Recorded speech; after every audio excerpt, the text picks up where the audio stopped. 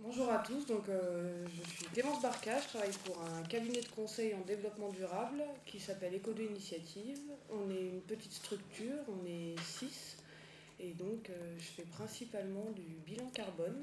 Donc en gros, je comptabilise les émissions de CO2 émises par les entreprises et j'essaye de mettre en place un plan d'action pour réduire ces émissions. Je réponds aux demandes des clients qui nous ont contactés soit directement, soit par appel d'offres. Et une fois qu'on a décidé de partir ensemble sur une mission, la tâche devient un peu plus compliquée parce qu'il y a différents types, enfin je m'occupe de différents types de missions.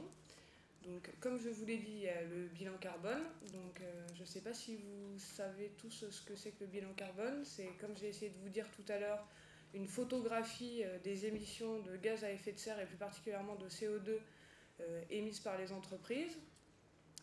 Et à partir de cette photo, en fait, cette photo de ce constat, cet état des lieux, on essaye de mettre en place des mesures de réduction. Par exemple, on peut proposer des solutions type énergie renouvelable, la mise en place de panneaux solaires, des principes d'économie d'énergie, et aussi des actions type le covoiturage ou des réductions sur les consommations de tous les jours, type papier, électricité.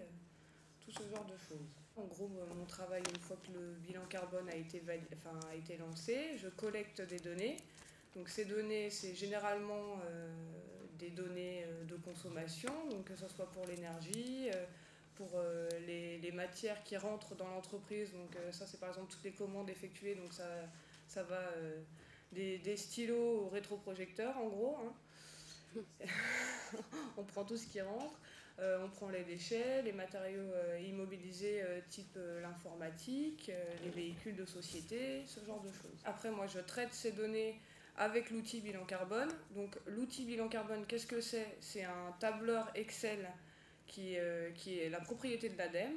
J'ai suivi une formation pour pouvoir moi-même effectuer des bilans carbone. Je remplis ce tableur après avoir effectué ma collecte de données. J'ai mes résultats et à partir de ces résultats, j'essaye de mettre en place des actions de réduction des émissions.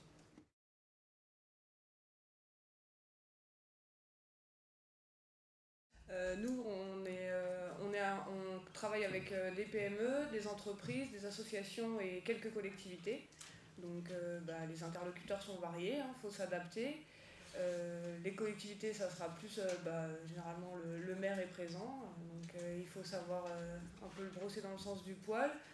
Pour tout ce qui est entreprise et PME, le comité de direction ou la direction, c'est pareil, il faut savoir convaincre parce qu'on nous voit souvent comme les écolos de base. Il faut savoir faire preuve de diplomatie, ça c'est primordial.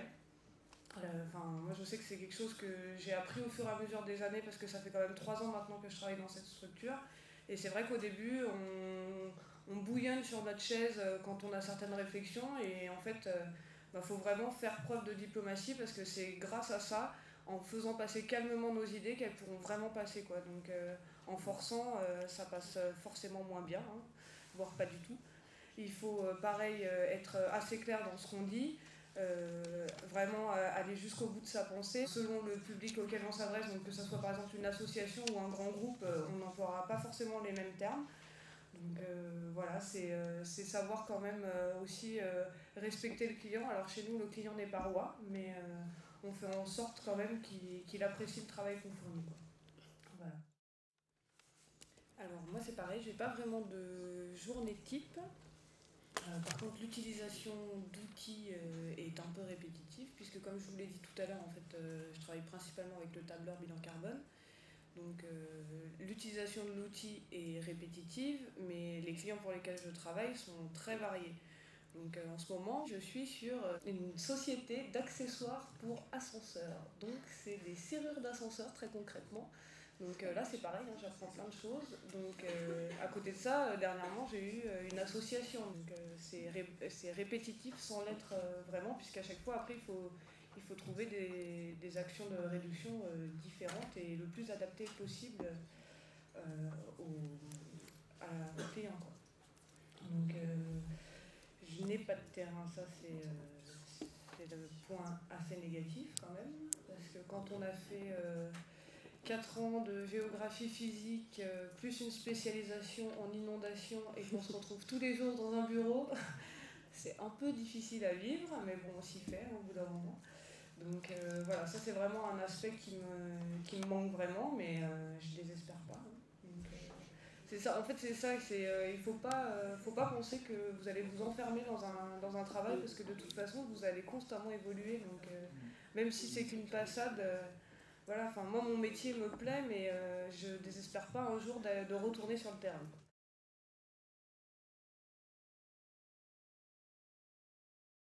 Moi, j'ai fait ma maîtrise de géographie physique sous la direction de Madame Faure. Ensuite, j'ai fait un M2 gestion des catastrophes et des risques naturels à Montpellier, où j'ai effectué mon stage de M2 en fait au SIARS, le syndicat intercommunal de restauration des cours d'eau. Donc là, j'ai fait en gros une cartographie sous argile justement, pour la gestion et l'entretien des espaces rivulaires et des rives.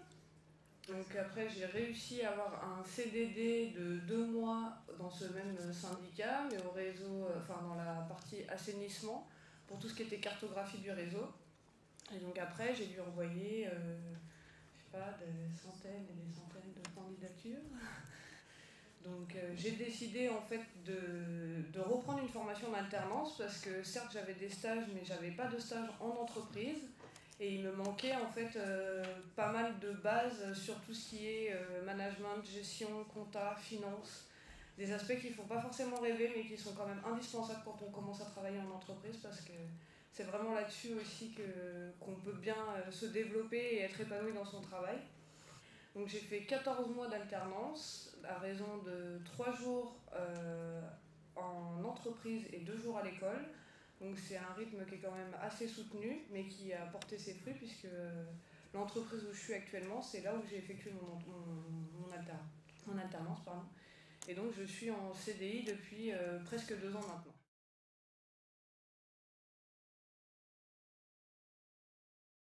Alors franchement, je vous donne un conseil, profitez du temps que vous avez maintenant pour faire ce que vous voulez et surtout pour vous cultiver parce qu'une fois qu'on est dans la boucle de la vie active, c'est vraiment difficile. Tout ce que vous allez acquérir maintenant, eh ben, ça ne sera pas à acquérir plus tard.